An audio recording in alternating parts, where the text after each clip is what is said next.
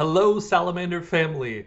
Welcome back to episode 3, Duality, Fire that Destroys, Fire that Restores. I have a couple quick corrections from last week's episode before we begin. First, the saw used for pinewood derbies was actually a scroll saw, not a bandsaw. Second, ledges is in fact not karst topography. In Iowa, karst topography is found in the northeast portion of the state in the unglaciated driftless region. I've attached a map in the show notes for anyone listening who's curious on the exact distribution. Ledges would more accurately be described as sandstone cliffs, remnants of a 300 million year old sea, that were not created by gradual weathering, but rather exposed at the end of the most recent glaciation, when the melting glaciers created a massive lake that eventually broke through the ice dam and gouged the massive valley through the landscape, leaving the exposed sandstone ledges. And third, I mispronounced the berries I was eating. The berries I was snacking on were actually viburnum fruit. I also realized I was forceful in my condemnation of the hypocrisy I see in society right now.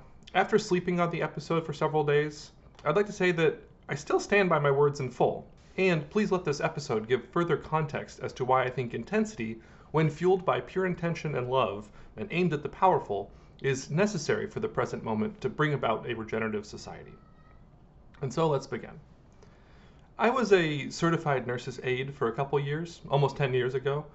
There are a lot of stories from my time in the resident community trenches, walking around in my scrubs with my lift belt, helping the aged residents with their activities of daily living.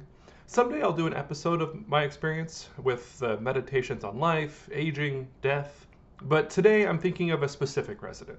Out of respect, I'll use a poetically resonant pseudonym, so let's talk today about Angela Eva Marie van Gadsel. As you may have guessed, Angela was born in Germany. She was a cheerful lady. I found her company interesting and enjoyable. I mostly worked the afternoon shift from 2 to 10:30 p.m., so one of my first tasks when I got to work was to bring the towel cart and refresh the linens of each of the residents.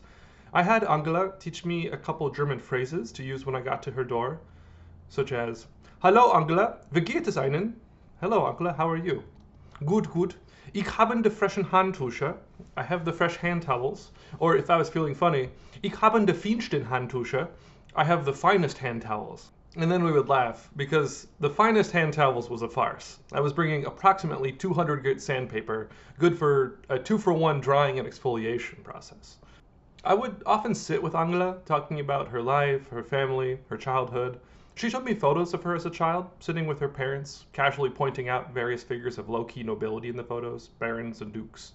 Her parents were well-connected socialites, educated, cultured elites, and their friends the same. Angela was able to absorb the culture of the rarefied figures around here from a young age. And given her age and the country she was from, the shadow of World War II obviously loomed tall. One day she casually said a phrase that I'll never forget. "My parents were unimpressed by Hitler." I've told that story to many American peers over the intervening years, and it always gets a laugh. I think it's funny because it's such an understated sentence. My parents were unimpressed by Hitler. I've always taken that to mean they didn't vote for him. Hitler never won a majority of the vote. He won a plurality, and then corrupted the legal structures around him to give him dictatorial control with the devastating consequences with which we're all familiar. I also take that to mean that they didn't stand strongly against Hitler. Being low-key figures of the gentry, they probably did relatively fine in a fascist state, at least provided they weren't caught in the firebombing of Dresden or Munich. In the United States, we're often allergic at taking a clear-eyed view of the past. Fascism, Nazism, is seen as a slur and ends critical thinking. But we need to take a clear-eyed look at the past. How did the National Socialist Party take control of institutions? How did they use nationalism? Phrases like, "Germany is for the Germans, foreigners out," to whip up paramilitary thugs to enact illegal but institutionally protected abuses against the weak and vulnerable. How did they use blood libel and dehumanizing language to fracture society, to villainize the weak and the marginalized, to turn neighbors on neighbors? And what did the kind but comfortable classes do when they saw it? Were they unimpressed but silent? I aim to always focus my ire at the powerful, to never mislead, and to bring bear the full force of argument against the forces that cause more death than life in society. So long as I am guided by truth and love, I am fine with making people uncomfortable. And, of course, I do not, nor does anyone, have a monopoly on truth. I sincerely hope that listeners will engage with my arguments, internalize what they find true, and push back on where they think I'm wrong, where they think I am being hypocritical in my thinking, not looking at issues with a wide enough lens. I will take your feedback and recalibrate where necessary. Generally, though, I think people in our society, me included, are too comfortable, too complacent, too insulated from the pain of the world, content with being unimpressed from afar, while not taking a stand against that which they find repellent. With that as a backdrop today, I want to talk about the duality of fire, fire that destroys and fire that restores. Have you ever been lit on fire? I have. And I don't mean hit by an errant ember launched in an arc from a crackling campfire. I mean hit in the face with a fireball. It happened on a dreary Saturday during my mid-adolescence when I was hanging out with my dear friend David. We were bored, so we decided to play with a little fire. Note to any children listening, I don't recommend this, but it is what we chose to do.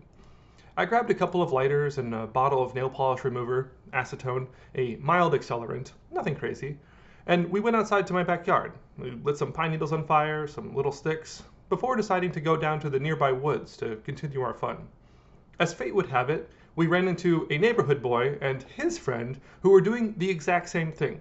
Great minds, or in this case, fools, think alike.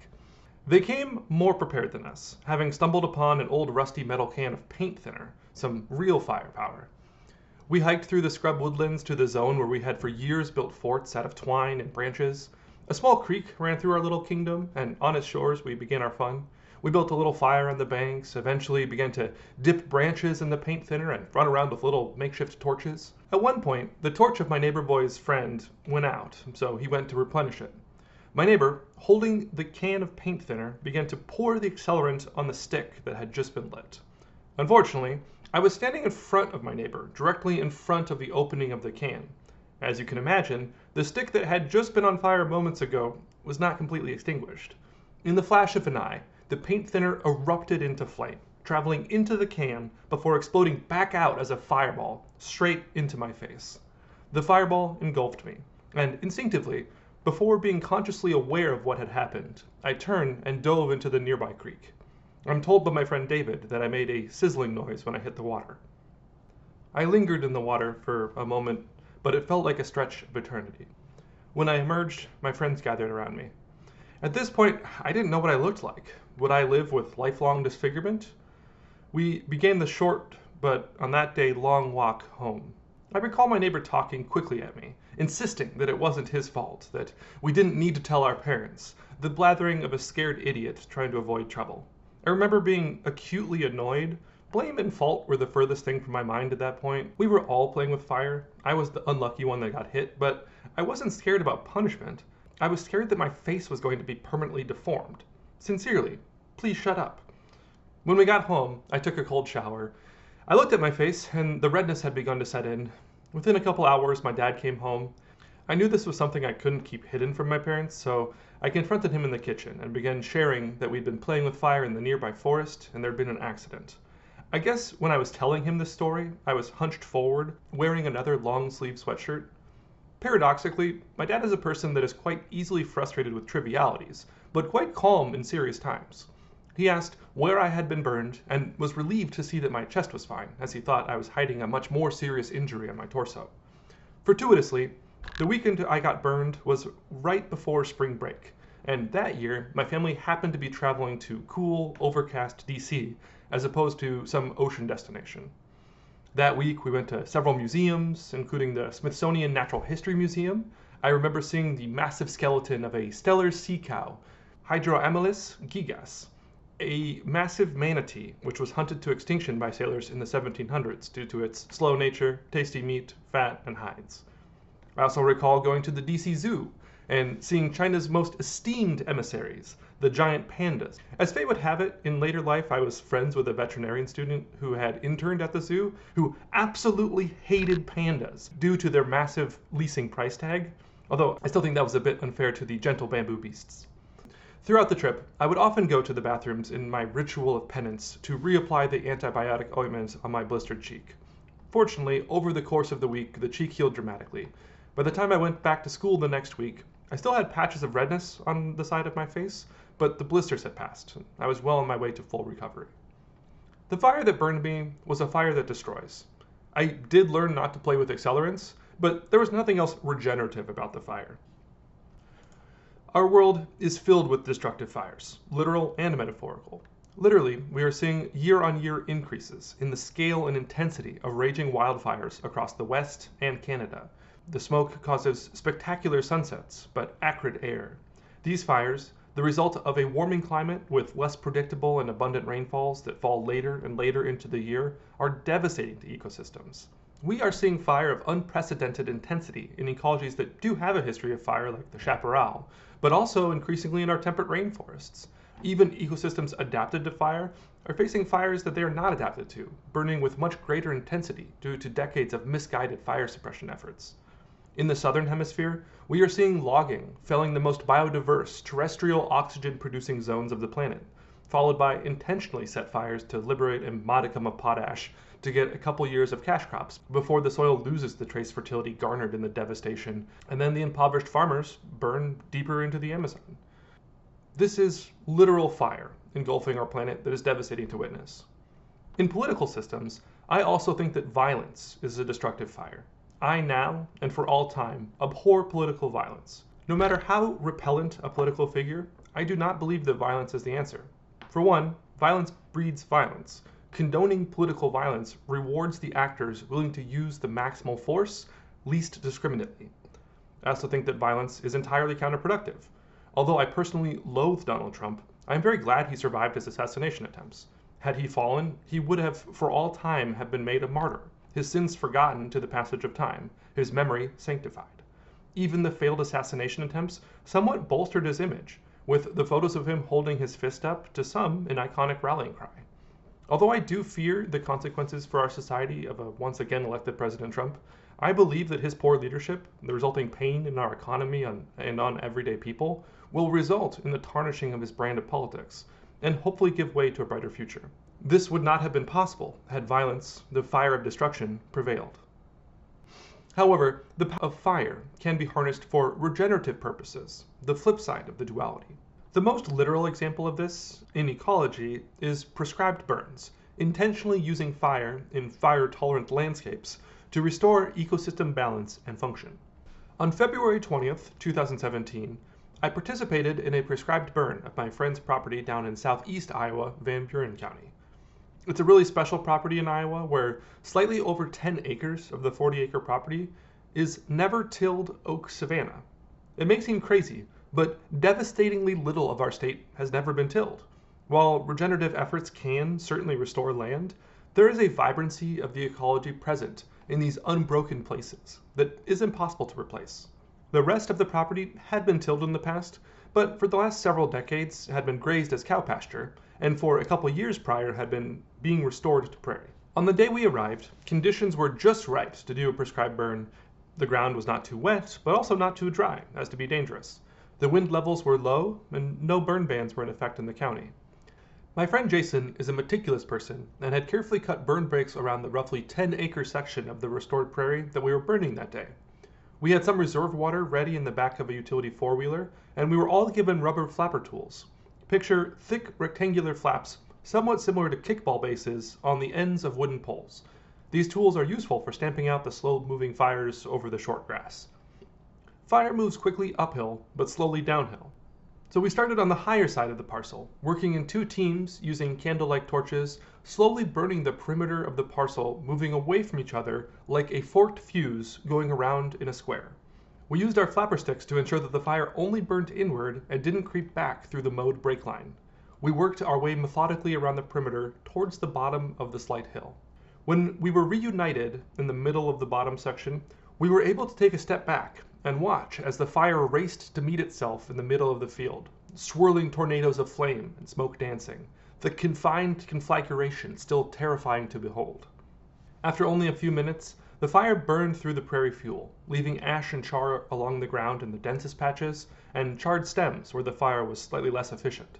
There were a few smoldering logs here and there, but our work was done. Although the now charred ground looked broken, we had actually just unlocked the key to ecosystem health and regeneration in this fire-tolerant ecology.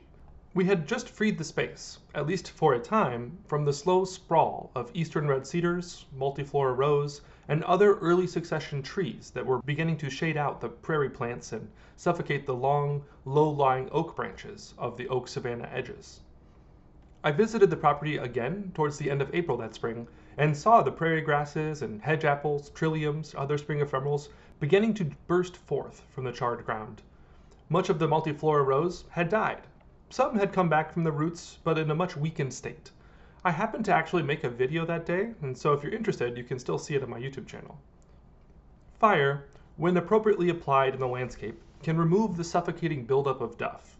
It can extirpate unwanted invasive plants that can disrupt ecosystem balance, and can give a much-needed release of nutrients to the native plant communities. We live in a time of relentless misinformation and craven disinformation, where the most powerful politicians and media figures can lie with impunity, aided by networks that amplify the lies and actively undermine the very notion of objective truth. The torrent of lies flows so quickly that it's impossible to capture the breadth and depth. It's barely possible to tread water as we are swept along its turbulent flow. I did just a little bit of brainstorming from recent years and came up with a list of lies ranging from the quaint to the bizarre to the downright terrible. Recall Trump characterizing his lies as alternative facts, such as when he used a Sharpie to alter a hurricane map in a childlike way for his previous misspeaking. We have lies about lizard people, the reptilians if you will, and the whole canon of QAnon nonsense. We have Marjorie Taylor Greene in a category of her own with Jewish space laser accusations and Democrats weaponizing hurricanes. During the largest health emergency of our time so far, we have had Trump telling people that COVID itself was a hoax and would just go away, then later told us to not trust masks, but to trust injecting bleach or hydroxychloroquine to fight the virus. His misinformation resulted in 1 million Americans dead. Some of this was unavoidable, but blue states where vaccines and masks were utilized had lower excess deaths than conservative states, and even conservatives in blue states experienced the benefits. We live in a society where politicians deliberately misinform about abortion, giving especially vociferous condemnation about third trimester abortions, while being at best willfully ignorant as to why people get third trimester abortions, for the wide variety of conditions not compatible with life postpartum. Worse, you have politicians and talking heads and right-wing misinformation networks talking about literal post-term abortions, aka infanticide, without being called out. To say that liberals are killing infants after birth is nothing short of blood libel. We live in a society where the current president goes on air and lies about vulnerable immigrant communities invited in by our government legally due to political unrest in their countries, and misinforms the public with racist lies about them eating cats and dogs. When pushed, his partner straight up admitted to lying about these vulnerable communities for political expediency, and society largely shrugged and moved on. We live in a society where the undereducated masses can be convinced that Obamacare is bad, but the Affordable Care Act is good, where my governmental benefits are fair and PPP loans should be forgiven, but yours are the ill-gotten goods of a welfare queen, where we must protect free speech at all costs by banning books in libraries, demonstrably mostly books written by Black and queer authors, or any book that even mentions sex. At least our adolescents see reality depicted in young adult novels, except of course for the Bible. We have people believing that schools themselves are performing sex change operations on students. What are we even talking about here? Are the school nurses performing this in the cafeteria? If people would take 5 seconds to think of the logistics that would be required here, it would be transparently obvious to be an outright lie. But here we are. I personally have encountered the outright lie from a tenured professor that furry students in high schools were being allowed to use litter boxes. This was from a person with every academic accolade imaginable, still believing uncritically in this outright absurdity. And yet, this right-wing rage machine churns day after day, originally driven by the ideological whims of the titans of industry, the Murdochs and Koch brothers, but now churning on its own steam, generated by the increasingly delusional rage and hate of those who have become addicted to the feelings of self-righteousness. People understandably disoriented to a changing world, but rather than embracing the complexity of nuance, grounding oneself to protect the advances of the past and to push for a brighter future for all, they lash out with misguided hatred towards their neighbors and the weak, instead of the powerful forces impoverishing our communities, pushing us further apart. Truth doesn't matter to these people anymore. Truthiness does. What they feel is true. They are okay with outright lies if those lies serve their short-term political interests. French philosopher Jean-Paul Sartre has a quote I find compelling. Never believe that the anti-Semites are completely unaware of the absurdity of their replies. They know that their remarks are frivolous, open to challenge, but they are amusing themselves, for it is their adversary who is obliged to use words responsibly, since he believes in words. The anti-Semites have the right to play. They even like to play with discourse, for by giving ridiculous reasons, they discredit the seriousness of their interlocutors. They delight in acting in bad faith, since they seek not to persuade by sound argument, but to intimidate and disconcert. If you press them too closely, they will abruptly fall silent, loftily indicating by some phrase that the time for argument is past. Some of what we see today is still outright anti-Semitism, see Jewish space lasers, but it has grown, in my opinion, to span the whole ideology of wide-ranging hate and bigotry, directed towards anything not rigidly conservatively mainstream. I am by nature a happy person, and choose to fight as a happy warrior, a quixotic gardener fighting on behalf of the underdogs. I do not want this podcast to simply blindly and reflexively vent my rage back out at society, but I am okay directing the light of my love and knowledge through the magnifying glass of argument, burning away the lies that fuel the hypocrisy and hate around me, to give space for a better politics, a better culture to grow. We live with loved ones who consume the poison fruit of the right-wing rage machine daily, sometimes near perpetually, an endless cycle of breaking news banners in the background, lying to them. It is eating at their souls, making nuanced, joyful people more hateful, distrustful, bitter, and scared. I love these people, and will continue to be in community with them, but I refuse to live in dishonest community with them. To me, staying silent when obvious lies are being regurgitated for the sake of keeping the peace is not love. Love is recognizing the humanity in our loved ones and intervening. Reasonable people disagree. Reasonable people weigh values differently. Fair critique exists towards all facets and institutions in our society. But we all live in the same physical world. I do believe in external reality. I believe that there is truth in the world, and that this truth is knowable. So here is to using fire, guided by kindness and love, to burning away lies, and let truths blossom in the aftermath. And now, a word from the sponsor of today's episode. This episode is sponsored by our biggest, our friendliest, and our hungriest good boy, Shadow. Shadow came to us from the Universal Cat Distribution System itself. Shadow heralded his own arrival and walked right up to Queen Anna on the back porch of our house, and has not stopped following us since. Shadow would ideally like all the food in the world, but he'll settle for all the food in the house, including yours if you don't eat fast enough. No cat is friendlier to kids, and no cat likes destroying our precious baby bottle parts more than Shadow. Shadow, he's our sweet Mr. Guy. Back from the sponsors. That's all I have for today's episode. Next week, we'll take a break from broad social commentary, and I'll focus on the story of my personal regenerative journey, from childhood through the present, looking at all the formative experiences that have made me the gardener and person I am today. I will talk about what I'm currently working on, as well as my vision for my perfect regenerative enterprise in the future. Thanks again for joining me this week. Please like and subscribe if you enjoyed this episode, and let me know any thoughts in the comments down below, or send your thoughts to theregionbeacon@gmail.com. The show is now available on Spotify and Apple Podcasts, so please subscribe there also if you use those services. If you know anyone who would be interested in the show, please send them a link so that we can make more life than death together. Till next week, and as they say in my hometown, don't forget to be awesome.